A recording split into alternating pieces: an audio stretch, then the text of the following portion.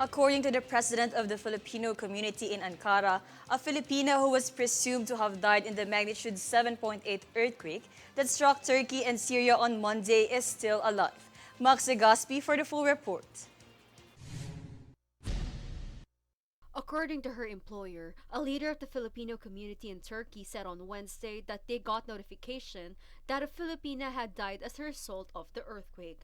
But according to Cherry Torres, president of the Pinoy in Ankara community, she has since been found alive. She stated that this was the one whose employer said she has died, but she is still alive as per Torres' confirmation. She also stated that they are currently seeking cash donations to assist the affected Filipinos. She emphasized that the Turkish government, of course, prioritizes its citizens, so in her capacity as the president of the Filipino community in Ankara, the team and her are organizing a donation drive for Filipinos. She added that they have received questions from donors in other countries regarding cash donations. She added that it will be better if the donations were in cash so that they do not have to send the things via cargo.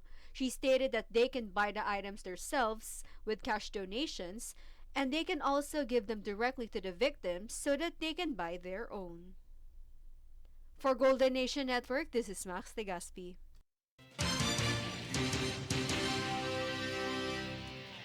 In other events, President Ferdinand Marcos Jr. supported Albay Representative Joey Salcedo's bill imposing higher taxes on luxury or non-essential products. According to House Bill number 6993, the tax rate on non-essential items shall increase to 25%, in which President Marcos Jr. lauded by noting that there is a need to expand the coverage of tax enforcement to more luxury goods. The President also encouraged the Bureau of Internal Revenue that increase in tax of non-essential items are reasonable since the affected sector in the community are mostly found under poverty line compared to the consumers of luxury items.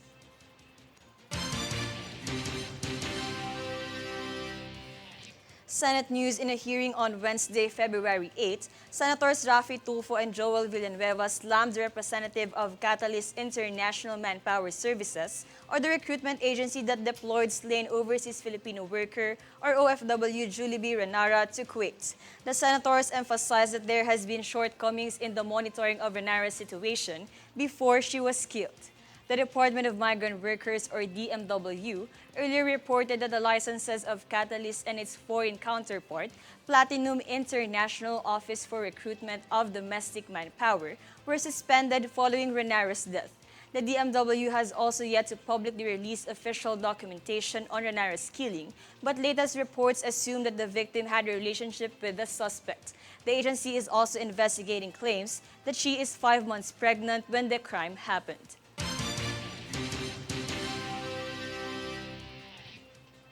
Separately, Senator Pia Cayetano led the inauguration of Human Milk Bank at Dr. Jose Fabella Memorial Hospital on February 8 and reiterated her breastfeeding advocacy for the benefit of Filipino mothers and children.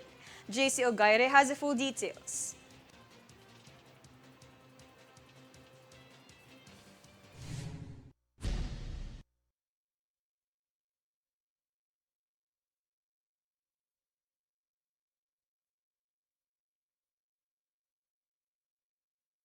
Senator Pia Cayetano led the official ribbon cutting of the Human Milk Bank together with officials from the Dr. Jose Fabella Memorial Hospital. The service facility will collect, pasteurize, and distribute donated breast milk from nursing mothers to premature or congenital infants in the neonatal intensive care unit, as well as those whose mothers were unable to breastfeed due to childbirth complications. The establishment of human milk banks in the country is mandated by Republic Act 10028, also known as the Expanded Breastfeeding Promotion Act of 2009, which Cayetano principally authored. She emphasized the contribution of having a milk bank can save lives, which is no longer debatable that breast milk is the best for babies. She also noted that human milk banks can fill the void. She then continued that her inspiration for lobbying a measure that promotes breastfeeding was her personal experience as a mother.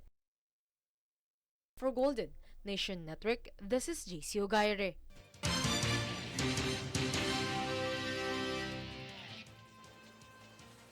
For lower house updates, the House Committee on Justice approved a measure seeking to provide hazard pay for court judges at risk due to the nature of their job. Introduced by Davao de Oro 2nd District Representative Ruel Peter Gonzaga, the House Bill number 1836 eyes to grant tax-exempt hazard pay to Regional Trial Court or RTC judges and appropriating funds therefore, where lawmakers want to include and cover the Municipal Trial Court or MTC and first-level judges in the measure. The proposed hazard pay for court judges shall be equivalent to 25% of their basic monthly salary during their term.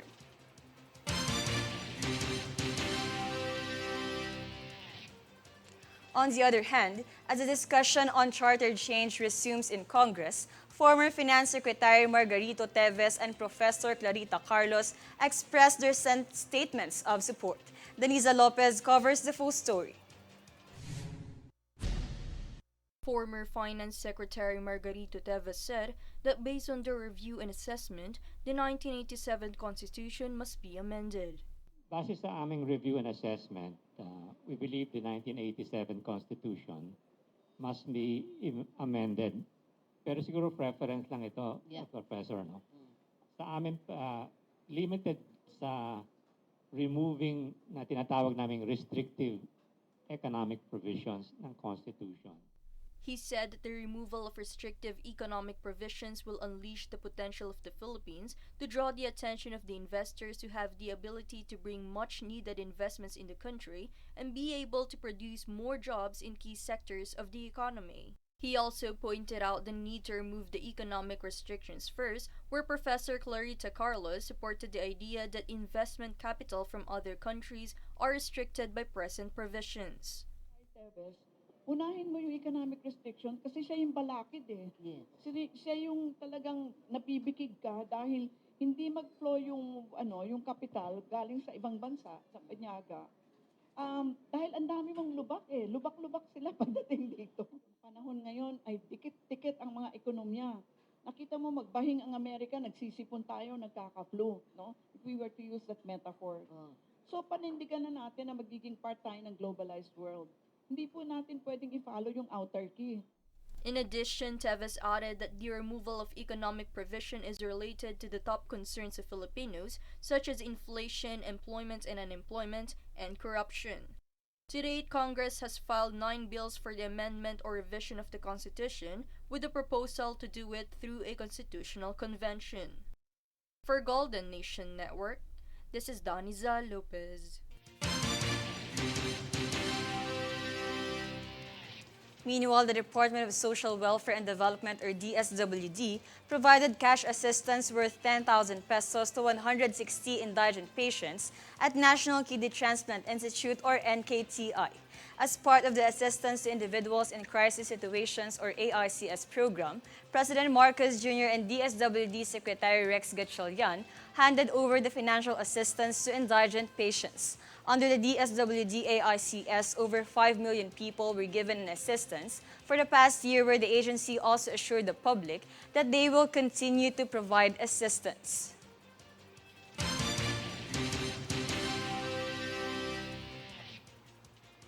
To promote enhancement of budget and treasury system in the Department of Budget and Management, Secretary Amena Pangandaman will pursue digital transformation by implementing the Open Government Partnership Platform. Jade Buhoy for the full details. The Department of Budget and Management Secretary Amena Pangandaman emphasized the importance of transparency, accountability, and citizen participation as an opportunity provided by the platform of Philippine Open Government Partnership, or PHOGP. In a forum with civil society organizations led by Pangandaman, it was stated that the platform provided by the agency promotes skepticism of citizens towards government-building partnership with the developing community.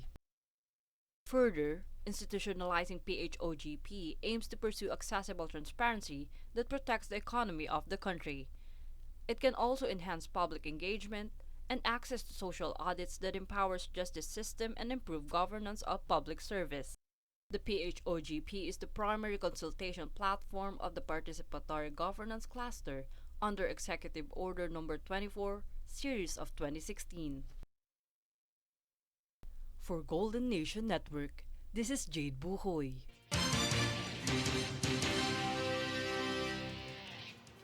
Up next, a news force. SWS shows half of Filipinos are not against vote buying.